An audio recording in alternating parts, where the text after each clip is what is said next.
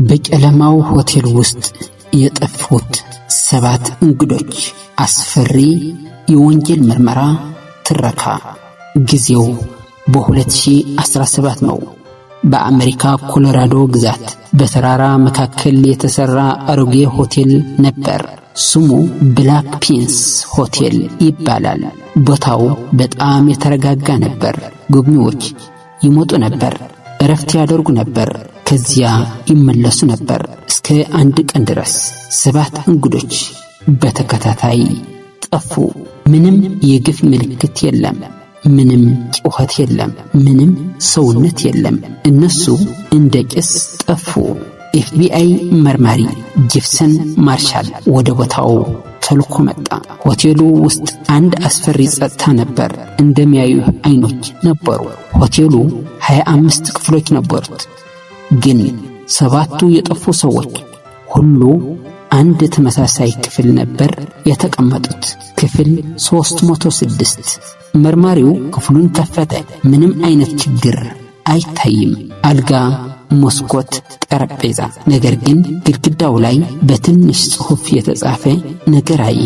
ከሰማህ አትመልስ። መርማሪው አልገባው። ሌሊቱን ክፍሉ ውስጥ ካሜራ አስቀመጠ። ማለዳ ሲመለስ ሲያየው ያየው ነገር አስደነገጠው። ካሜራው በሌሊት 3:13 ላይ ድምፅ መቅረጽ ይጀምራል። ከግድግዳው ውስጥ የሚመጣ ድምፅ አለ። ከዚያ የሰው ድምፅ። እባክህ ክፈት። ኤፍቢአይ ግድግዳውን ሰበረ። ከኋላው ትንሽ የብረት በር ነበር። ሲከፍቱት ወደ ታች የሚወርድ ጨለማ መስመር ነበር። ወደ ታች ሲወርዱ አንድ ድብቅ ላቦራቶሪ አገኙ። በውስጡ የጠፉ ሰዎች ፎቶዎች፣ የድምፅ ቅጂዎች እና በጣም አስፈሪ ማስታወሻዎች ነበሩ። አንዱ እንዲህ ይላል፣ ሰዎች ፍርሃታቸውን ሲሰሙ አእምሯቸው ይሰበራል። የሆቴሉ ባለቤት አርተር ግሬይ የ68 ዓመቱ ነበር።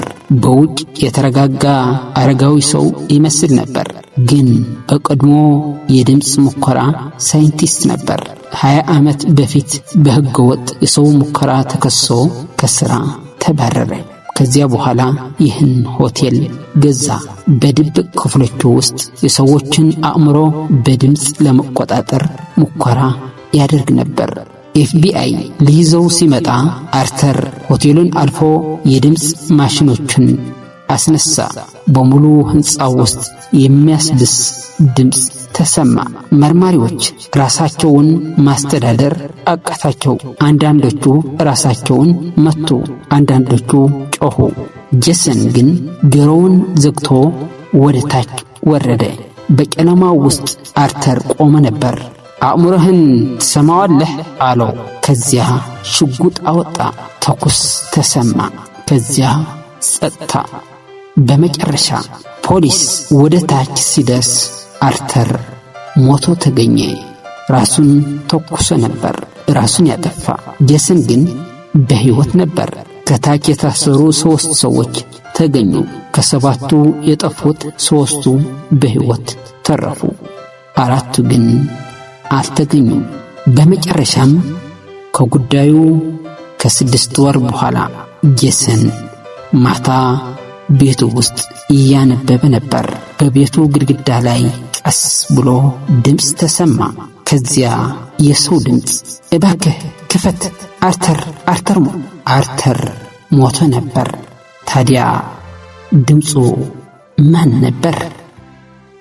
ይህ ታሪክ አስፈራችሁ? አስተያየታችሁን ከታች ጻፉ። ተጨማሪ አስፈሪ የወንጀል ምርመራ ትረካዎችን እንዲደርሳችሁ ቻናላችን ሳብስክራይብ እና ደወሉን ይጫኑ።